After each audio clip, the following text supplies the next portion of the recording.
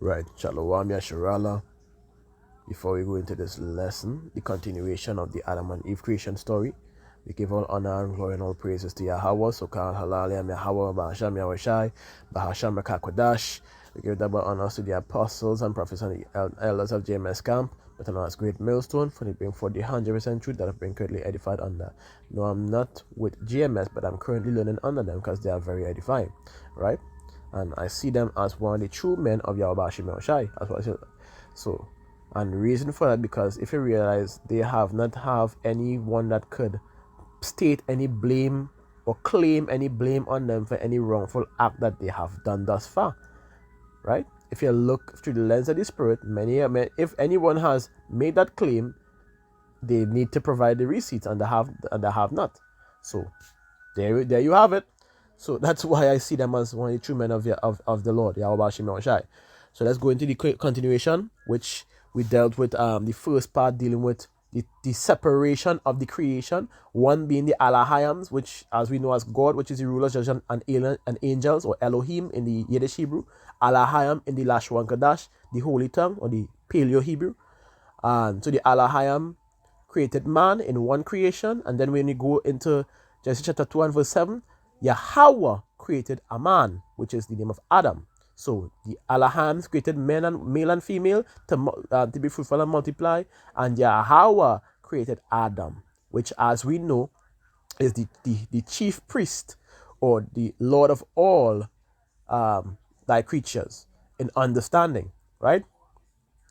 And that the same being that was given the wisdom, knowledge, and understanding to govern the earth, and in understanding to serve and to please Yahweh via the commandments that was given unto him, right? Verbally, of course, not by written, but verbally, or taught unto him. Salakia. Let's see the right thing. So, taught to him. Salakia. I said taught unto him. Taught to him. So, as you go on, like continue with the reason why I go into this such a way to make it key points dealing with the creation story from Adam into Eve, just for you all to get a better example. Even the falling of Adam of Eve via the, as they like to talk about, the apple and the snake, the serpent, which is also parabolic. But let's go into it more. It says, Genesis chapter 2 and verse 18, and Yahweh power said, it is not good that a man should be alone. I will make him a helpmeet for him. Now we see the purpose of a woman here via the creation story. A helpmeet, to be of service to that man. To be a help to that man. Not to rule over him. Not to push him down and talk shit against him. You understand? Not to usurp your authority over him when you don't have any. This is the purpose of your creation. It said so in the beginning. Let's continue. It says, and out of the ground Yahweh power formed every beast of the field and every fowl of the air, and brought them unto Adam to see what he would call them. And whatsoever Adam called every living creature, that was the name thereof. And then we go on to 20. It says, and Adam named all the cattle, and the fowl of the air, and to every beast of the field. But for Adam there was not found an helpmeet for him. So guess what Yahweh did? Yahweh took one of his kin, a proper kin, and brought it unto him via the 21 verse. And the reason why I said that, because I want to break it down for you to get the understanding. And says, and Yahweh power caused a deep sleep to fall upon Adam, and he slept, and he took one of his rib and closed up the flesh instead thereof. See? And as the verse says, see, because I want you to understand. And the rib which Yahweh power had taken from a man from man made he um made he a woman and brought her on to the man. And Adam said, "This is now bone of my bones and flesh of my flesh. So she shall be called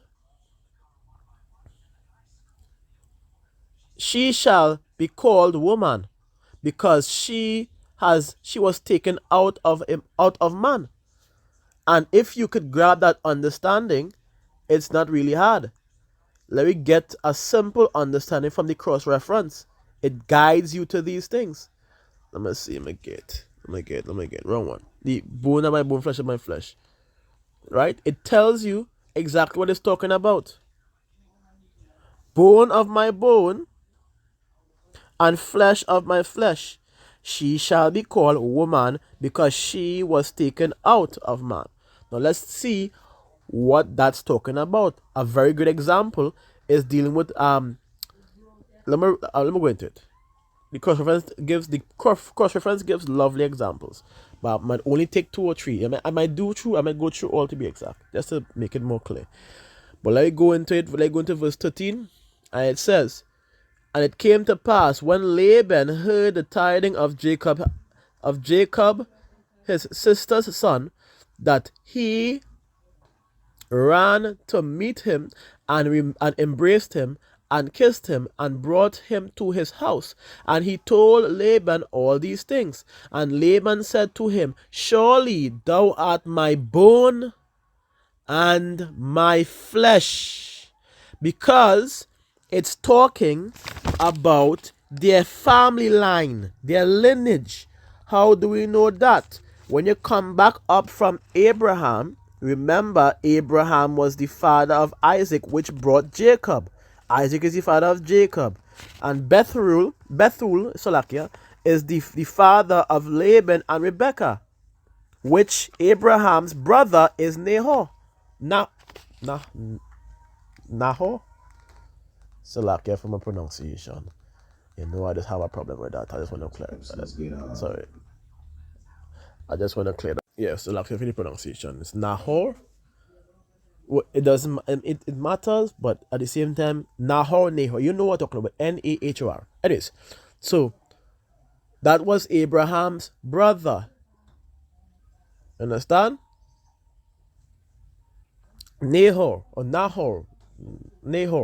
So that's the family line. That's the kin. So much so, like Adam.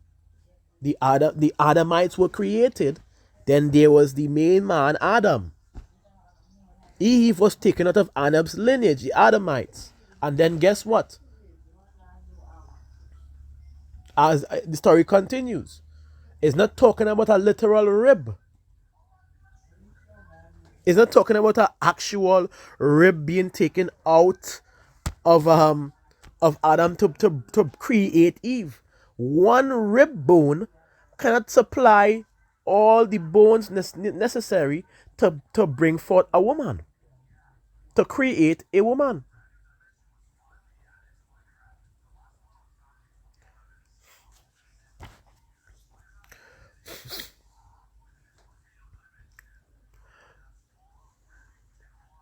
So let's go on. Let's continue by just going into the definition simply of the word bone of my bone, or flesh. If it comes together good, or flesh of my flesh, it's not together. So I'll be like and my flesh. So like, and then we'll go back into the same understanding, which when you go into it, it's kindred, blood relation, kin.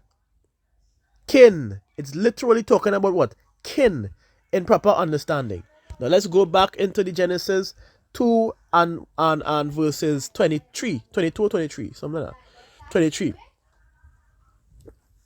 Pause. Of Isaac. Right, and it goes, when you go into the definition in the interlinear, it shows the same thing. Let me see what I'm recording, right? Something, this thing is play. Alright. I want to make sure you all see it. It's simple. My flesh, dealing with what? Need I say more? Need I show more? It's talking about the family line, kinsman, kindred, Salakia, family line, bloodline, lineage, not an actual rib. Let me go back into the cross reference to get more, right? Wrong one. Yeah, no, I think I went to the correct one, Salakia. And we're seeing many examples right here. Many. And it even goes on to show in Ephesians 30, we are members of his body, of his flesh, and of his bones. So, are you trying to tell me that the anyways, I don't want to make it a funny story because I don't want to laugh already. So, let me continue. It says in 2 Samuel chapter 19 and verse 12, it says,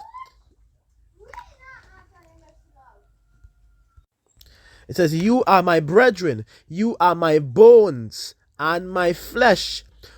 Wherefore then are ye the last to bring back the king?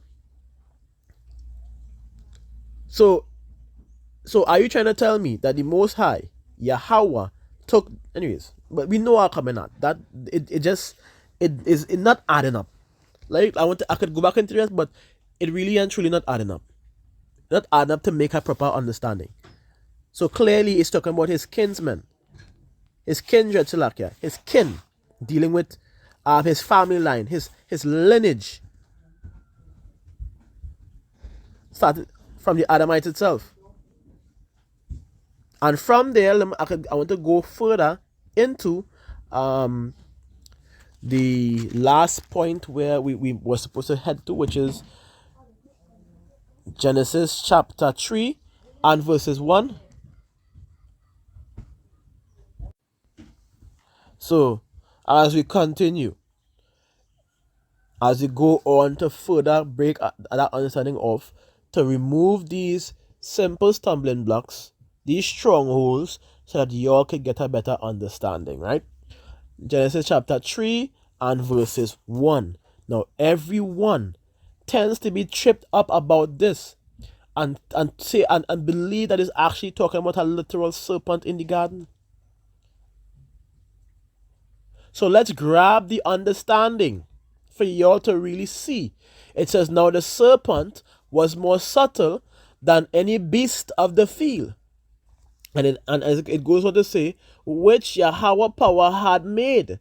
And he said unto the woman, yea, had the Most High said, ye shall not eat of every tree of the garden. And the woman said unto the serpent, we may eat of the fruit of the trees of the garden, but of the fruit of the tree which is in the midst of the garden, the Most High had said, ye shall not eat of it, neither shall ye touch it, lest ye die. What is that serpent talking about?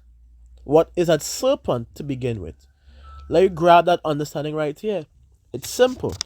That serpent was not an actual serpent. Because when you go into the definition of the word serpent, which is why it's important to go into the words to get the understanding. So when you grab that words in the serpent, it tells you. No, you would see at this point you would see serpent, snake, serpent, image of serpent. Main point, image of serpent. Why is that? Because it tells you that the Strongs, when you hit it, Strong's H5175. Nachash. Right. Nachash. So, Nachash, that is from H5172. Now when you go into that, it's telling you what it's talking about. Strong's H5172. Nachash. A different pronunciation. And what does it tell you? Outline of biblical usage. To practice divination, divine, it says observe signs, learn by experience, diligently observe, practice fortune telling, take as an omen, to practice divination, to observe signs on omen, an enchanter, meaning witchcraft. Can a serpent perform these acts and take and access power from the left hand side? That's a no. A beast, an actual animal cannot do that. The only people that was given to be able to do that are actual human beings. And I know you'll get tripped by the word beast of the field. So let me get an understanding of that too. Because we have to identify who is this serpent in order to understand the story. And if this serpent is a man or a human that is on not on the side of Yahweh, then it would be on the side of the left hand side. Meaning a beast. One of the very beasts that was not given the wisdom, knowledge, and understanding, the breath of life, identifying the difference. Because when they go into even Ephesians, let me grab that, Ephesians 2. I mean, you're going off topic here, but I mean, it will tie into the lesson regardless. Ephesians 2 and 1. This is a perfect example. Listen to it. It says, I said, you had he quickened it, who were dead in trespasses and sin, meaning you were spiritually dead. Because what? You took up the understanding that was given from the left hand side to begin with. You were following them, the heathens. Those are the beasts. Those are your beasts today. And let me grab that one time. Let me continue. It says, let me go back into it because I want to grab crafty.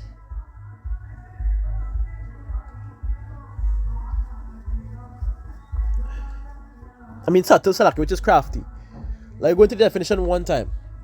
Subtle. So he was likened unto a beast, but he was more subtle, meaning what? He was more crafty. He was more sly. That's his nature. That's why he was identified as a serpent. Crafty, prudent, subtle. He was not like the others. He was leaning on the left hand side. That's why he's referred to as serpent, that is more subtle, of the beast. He was also likened unto a beast. And let's get some precepts to identify that.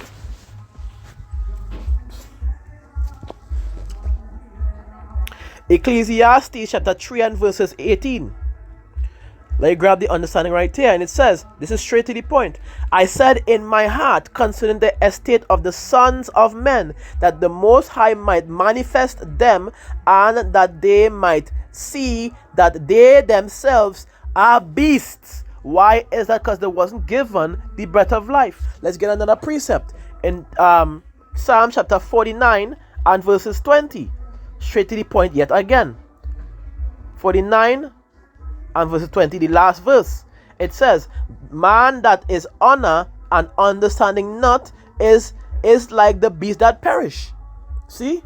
Let's grab another precept, because as Abana always say, he likes to saturate you with precepts so you can get the understanding, so that you cannot say that you all didn't know. You understand? Let me do the same thing. Chapter 73 and verses 22, when it says, so foolish was I and ignorant. See? Ignorant. I was as a beast before thee. Doesn't this conclude the understanding? Or let's go into 2 Peter's now. Just to further bring that understanding and clarity to you, that the beast is referring to man without wisdom or without the breath of life. Let's go into 2 Peter chapter 2 and verses 10, I believe.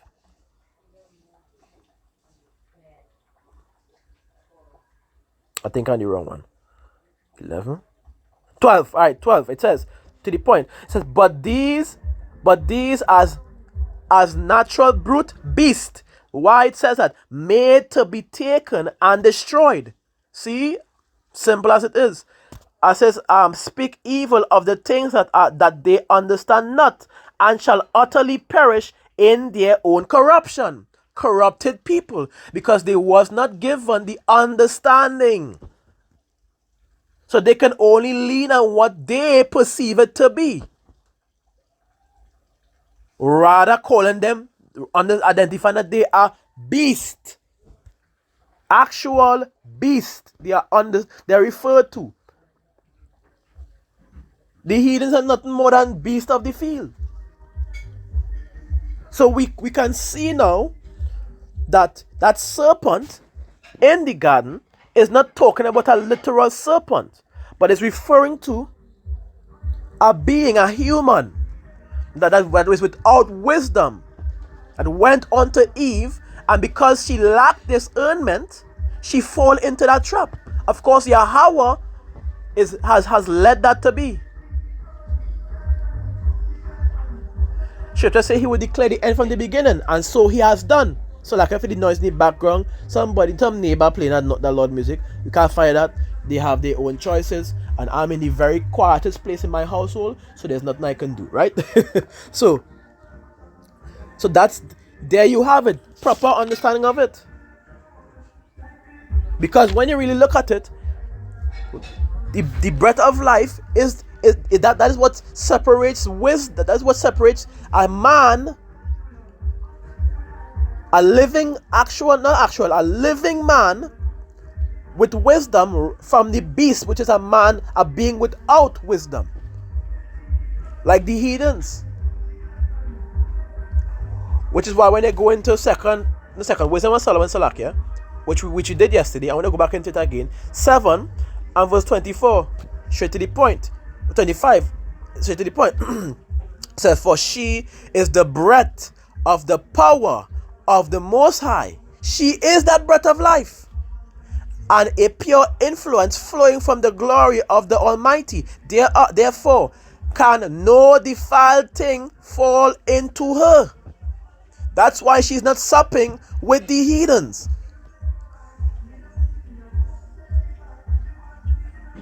And many of our people have also become defiled. So she's not supping with them either.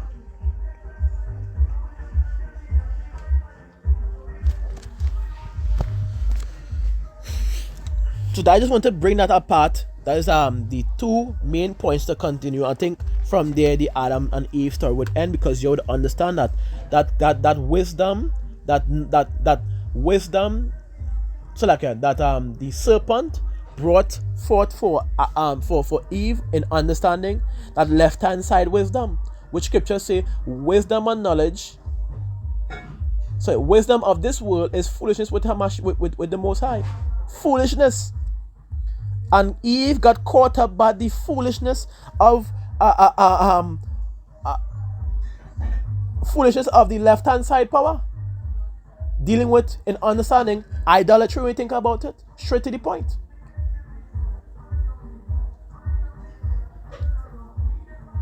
She believed more on that side rather than the Creator who created her, who brought her to Adam.